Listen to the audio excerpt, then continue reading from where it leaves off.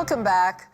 Whether it's cryptocurrency, investment schemes that seem too good to be true, or even romance scams, the internet, of course, is fertile ground for fraud. Knowledgeable investors will often think that they're immune to falling for a scam. So are we seeing more sophisticated and older investors with more money to lose getting caught up? Carmi. Oh, we absolutely are. My uncle ran a Wall Street firm, and he was victimized by a deal that seemed too good to be true, almost like a mini Bernie Madoff scenario.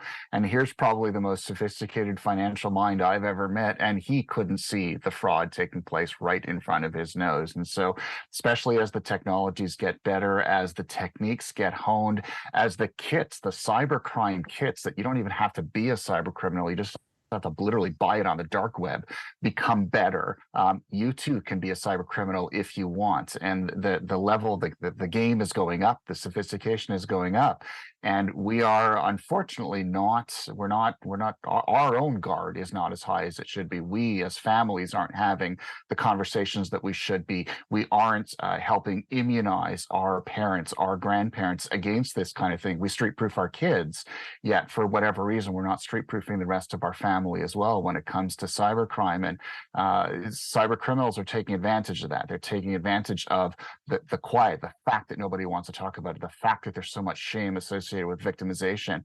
And as a result, we are seeing these numbers continue to go up, both the number of victims year over year, as well as the amount defrauded per victim, both steep double-digit increases year over year for as long as I've been covering this space.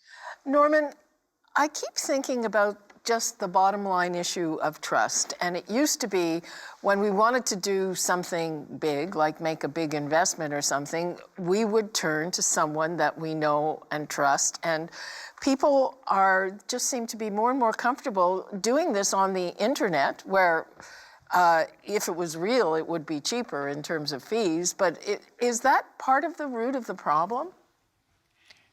Yes, absolutely. We see constantly that people who are involved in large number of transactions, large number of investments, do almost no due diligence, get caught up in the emotion of greed and opportunity. And the biggest problem is that they don't even, most victims do not consult with someone they trust to get like an even second look at it. Like to say, is this reasonable, this not reasonable? These cryptocurrency schemes that are going on right now, like the Politerski cryptocurrency scheme, a lot of individual investors and put up 100,000, $1 million plus. There's virtually no due diligence. Much like the FTX fraud, there's no corporate governance. Basic measures that could be taken before you transfer large amounts of money. For $5,000, you can call up Brian, and he'll do a background. He'll do the diligence on $100,000 on $1 million transaction, but it's not done. Yeah. Laura, what's the psychology behind that? That people are trusting an investment opportunity they'll see on the internet, from someone they don't know, and how much does it play in that they think they're getting a deal? Because you don't have to pay the lawyer however many hundreds of dollars an hour. Yeah. Well, I think there's always a fear of being a sucker, right? And missing out on an opportunity. So I think either way you can feel like you're being ripped off if you don't take this opportunity. And it plays into our fears, and it plays into our greed, and it plays into our hopes and dreams. And I think on the other side of it, we have to have a certain level of trust to operate in society, right? If we didn't have a certain level of trust, we'd all be highly anxious and depressed. So it's hard because being a trusting person is not necessarily a bad thing for your emotional health. You need to be able to, do transactions, meet people, take opportunities. The problem is, of course, that criminals prey on that. And so you can be victimized. So it is important to have a certain level of guardedness in certain areas, such as transactions on the internet, or, getting phone calls or texts from people you don't know. So it's finding that balance, I think, which is so tricky psychologically. We're seeing a huge increase in the romance scams as a result of the of COVID too. And Laura can probably talk to the vulnerabilities. But people were so isolated for 2 to 3 years, and so they we're sort of seeking, you know, some social attachment, and so a lot of males and females would look for these vulnerable people through social media, and for the sole purposes of eventually scamming them out of money somehow.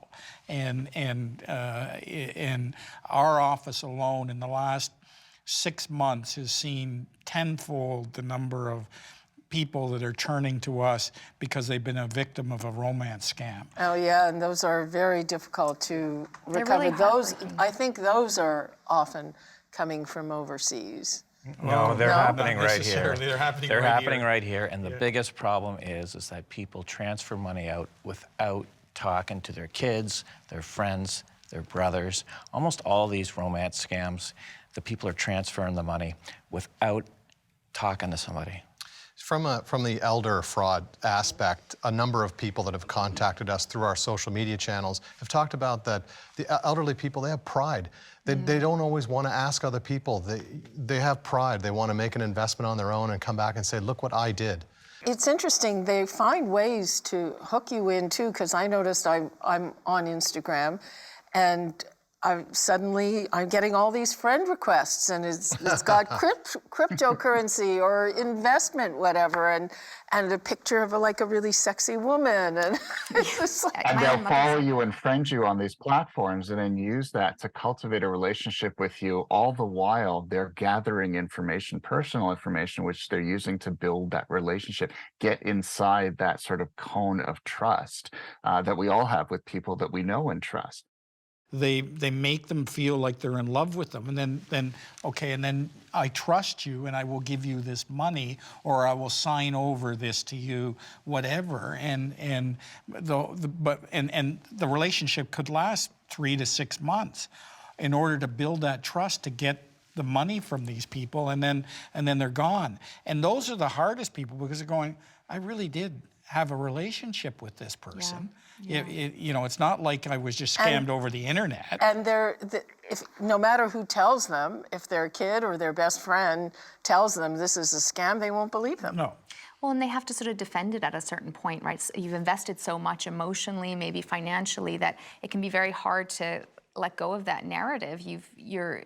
You're in so far that you don't want to believe that it's a scam. It's humiliating. It creates shame. But it can happen to any of us. It doesn't matter how old you are. It can happen to anyone, can fall prey to this, especially when you're dealing with experts on the other side.